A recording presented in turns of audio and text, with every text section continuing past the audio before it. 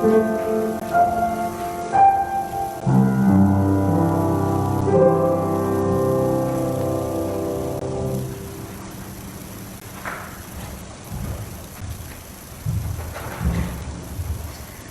evening.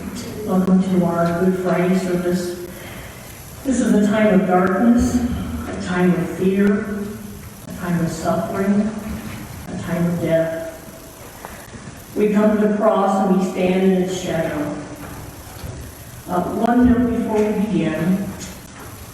We will be hearing from Pontius Pilate later, and he will ask a series of questions, and the response is to say, "Crucify him." So if you would like to be part of that. Okay. Let us go to Jerusalem. When it was evening, he came to the 12.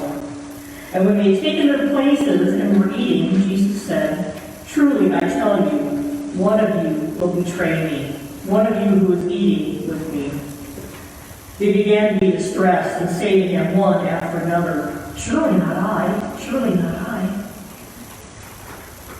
He said to them, "It is one of the 12 who is dipping bread into the bowl with me. For the Son of Man will be betrayed. It would have been better for that one person to not have ever been born." While they were eating, he took a loaf of bread, and after blessing it, he broke it, gave it to them, and said, "Take and eat. This is my body." And then he took a cup, and after giving thanks, he gave it to them, and they all drank from it. And he said, "This is my blood of the new covenant, which is poured out for many."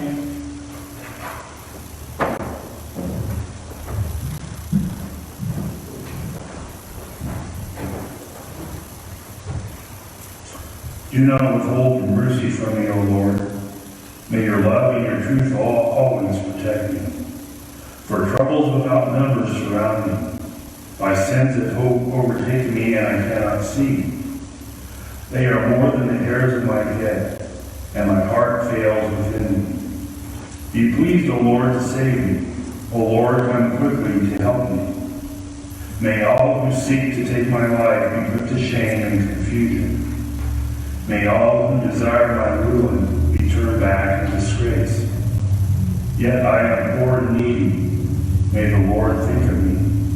You are my help and my deliverer. Oh my God, do not delay.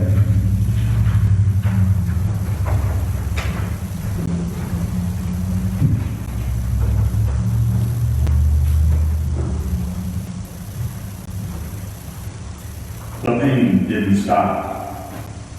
No matter what he did, Judas could barely lift himself off the ground. It was as if a tremendous weight was sitting on his chest. He felt like he could barely breathe. He leaned against the door of the house of Caiaphas, the high priest. His hands felt like they weighed 100 pounds each. When he knocked on the door, the ache from his knuckles passed through his body, and he nearly collapsed.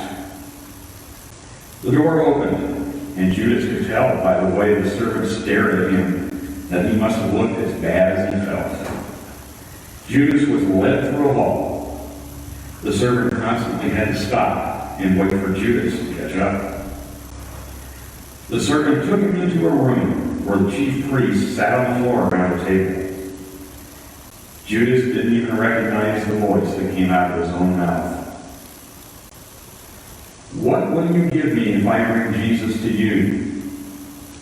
They whispered to each other. It didn't take them a full minute. The oldest of the priests stood and counted out 30 pieces of silver into Judas' hands.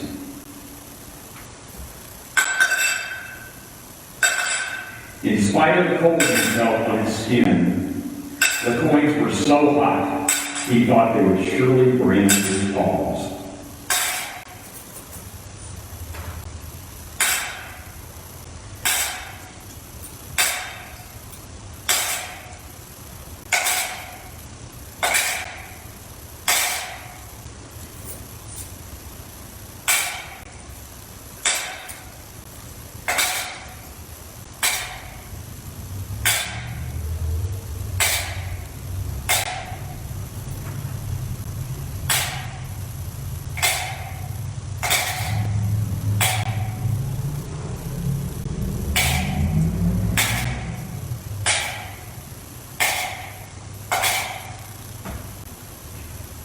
stepped into the night, he took a deep breath and filled his lungs with air.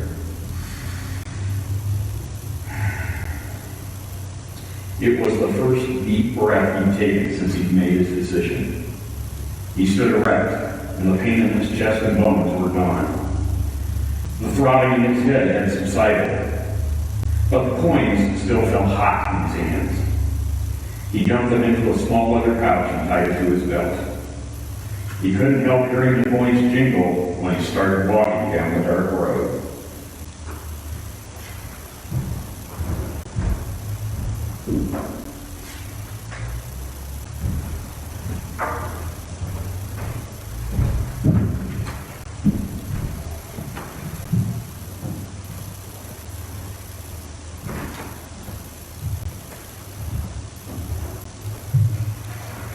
Save me, O God, for the waters have come up to my neck. I sink in the miry depths where there is no foothold. I have come into the deep waters, the floods engulf me. I am worn out, calling for help. My throat is parched. My eyes fail, looking for my God. Those who hate me without reason outnumber the hairs of my head. Many are my enemies without cause, those who seek to destroy me. I am forced to restore what I did not steal. But I pray to you, O Lord, in the time of your favor, in your great love, O God, answer me with your sure salvation. Rescue me from the mire. Do not let me sink. Deliver me from those who hate me, from the deep waters. Do not let the floodwaters engulf me, or the depths swallow me up, or the pit close its mouth over me. Answer me, O Lord, out of the goodness of your love. In your great mercy, turn to me. Do not hide your face from your servant. Answer me quickly, for I am in trouble. Come near and rescue me. Redeem me because of my foes. You know how I am scorned, disgraced, and shamed. All my enemies are before you. Scorn has broken my heart and left me helpless. I looked for sympathy, but there was none. For comforters, but I found none. They put gall in my food and gave me vinegar for my thirst.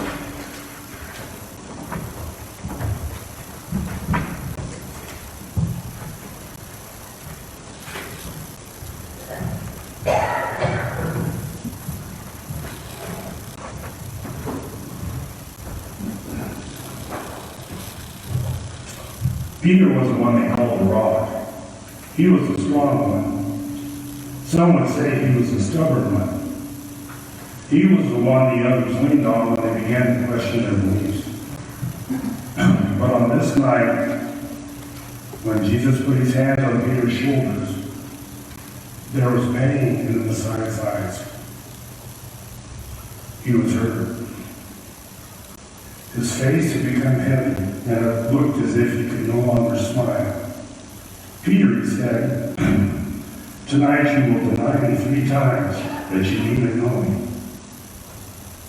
Peter's first response was that of disbelief. He knew there was no way he would deny his friend. But then he saw the Savior's eyes. He knew it was true. He knew. Peter's face then looked determined. He would prove him wrong. He would hide. He would go someplace where there were no people. He could betray someone if there was no one to talk to, right? Right?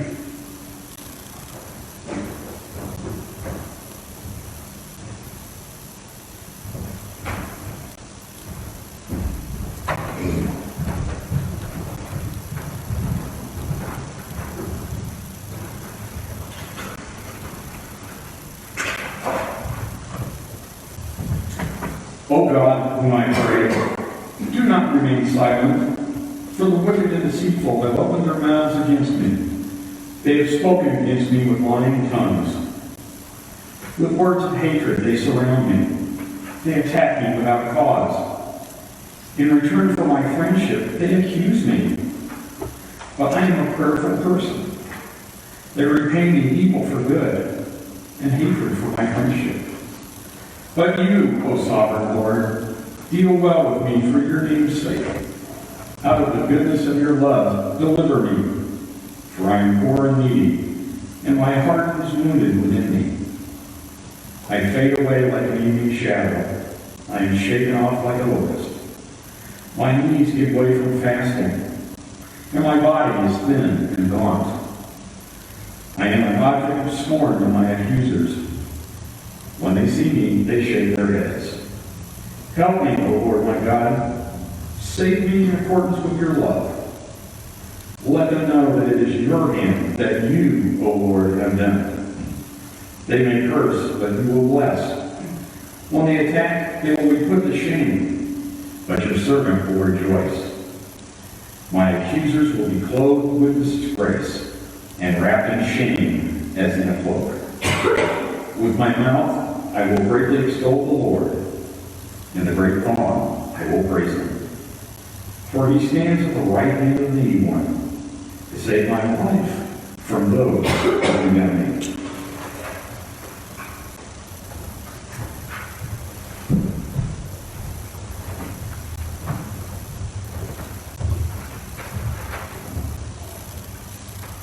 In the garden, Jesus told his friends to sit and wait for him while he prayed. He walked a few yards away before falling to his knees. He leaned against a large stone and pressed his tired face onto the surface. The night air had become cool, and so was the stone. The sweat on his face and his hands began to chill him. Finally, Jesus lifted himself on his knees and pressed his hands together so tightly that his knuckles turned white. Father, he said, if it is possible, I don't want to die this way. But if you want me to, I will. Jesus closed his eyes. He prayed so hard that the blood began to seep from the pores of his skin and fall to the ground like thick clods of mud.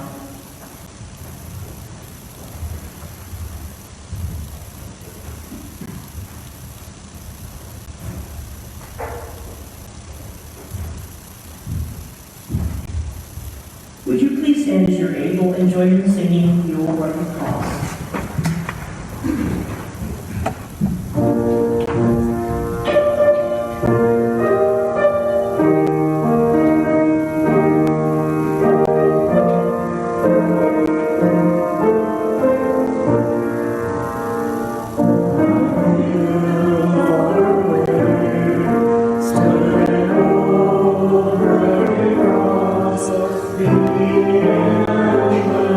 Suffering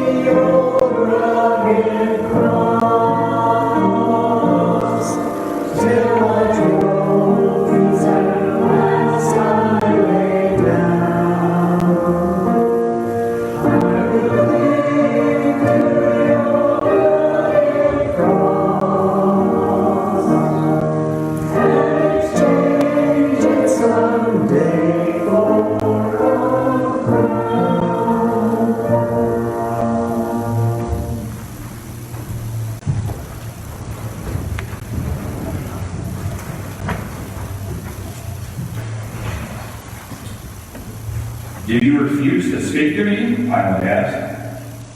Don't you realize I have power either to free you or to crucify you? Jesus answered, you would have no power over me if it were not given to you from above. Therefore, the one who handed me over to you is guilty of greater sin. From then on, Pilate tried to set Jesus free. But the Jews kept shouting, if you let this man go, you are no friend of Caesar. Anyone who claims to be a king opposes Caesar. What is it this man did to you? Crucify him! I have found him guilty of nothing. Crucify him! He is not a revolutionary. Crucify him! He is no prophet. Crucify him! He is a danger to no one. Crucify him! I have given you Barabbas. Crucify him! What has this man done? Crucify him!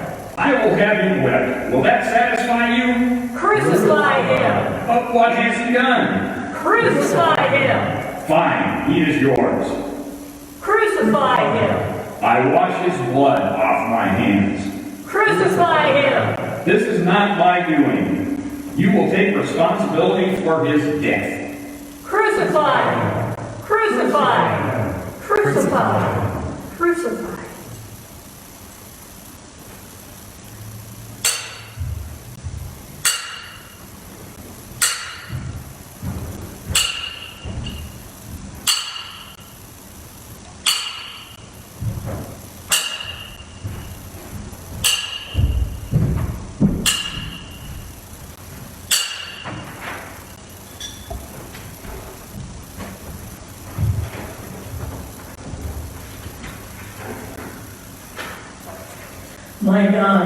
My God, why have you forsaken me? Why are you so far from saving me, so far from the words of my groaning? Oh my God, I cry out by day, but you do not answer, by night, and am not silent. Yet you are enthroned as the Holy One. You are the praise of Israel. In you our fathers put their trust. They trusted, and you delivered them. They cried out to you and were saved. In you they trusted and were not disappointed. But I am a worm and not a man, scorned by men and despised by the people. All who see me mock me. They hurl insults, shaking their heads. He trusts in the Lord. Let the Lord rescue him. Let him deliver him, since he delights in him.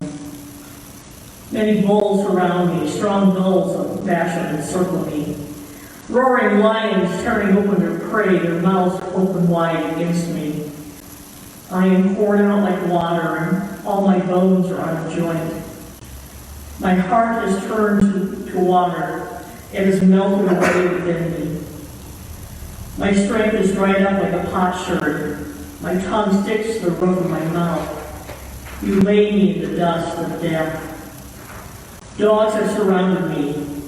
A band of evil men has encircled me. They have pierced my hands and my feet.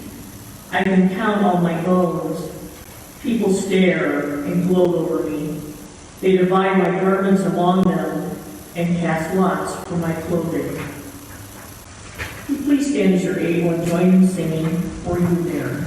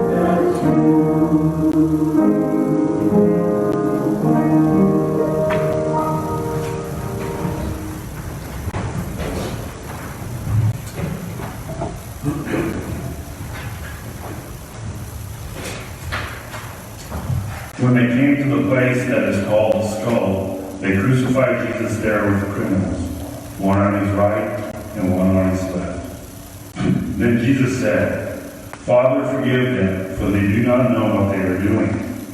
And they cast lots to divide his clothing. And the people stood by watching, but the leaders scoffed at him, saying, "He saved others, let him save himself if he is the Messiah of God, God's chosen one." The soldiers also mocked him, coming up and offering him some sour wine and saying, "If you are the king of the Jews, save yourself." There was also an inscription over him saying, "This is the King of the Jews."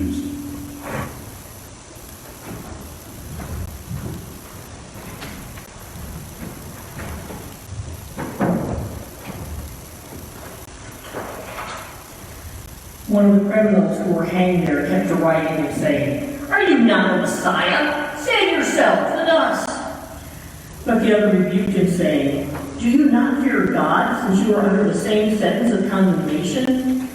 And we indeed have been condemned justly, for we're getting what we deserve for our deeds, that this man has done nothing wrong."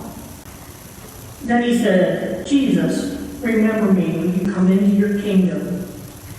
Jesus replied, "Truly I tell you, today you will be with me in paradise." It was now about noon, and darkness came over the whole land until 3 in the afternoon, while the sun's light failed and the curtain of the temple was torn in two. Then Jesus, in a loud voice, said, "Father, into your hands I commend my spirit." Having said this, he breathed his last.